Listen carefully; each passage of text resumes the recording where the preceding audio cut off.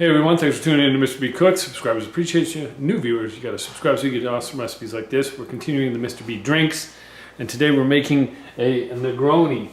And I may be pronouncing that wrong, but Negroni. And it's a pretty simple cocktail.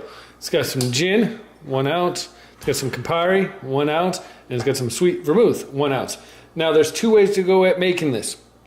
And purists of alcohol will tell you that you never shake your booze because you bruise the alcohol.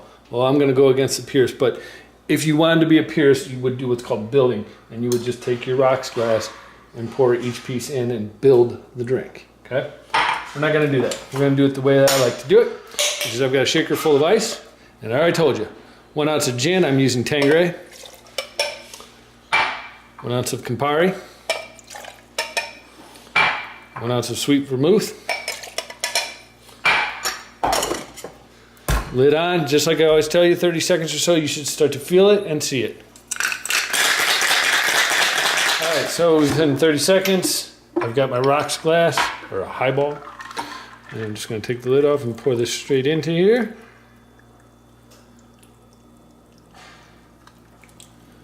That's about a perfect pour. Traditional garnish for these is this is an orange peel that I've just twirled. So, there you go, that's all there is to it. You know the drill. Subscribe, share, like, comments down below. Check the bell so that you get the alerts. And check back for the next video. Take care. Peace.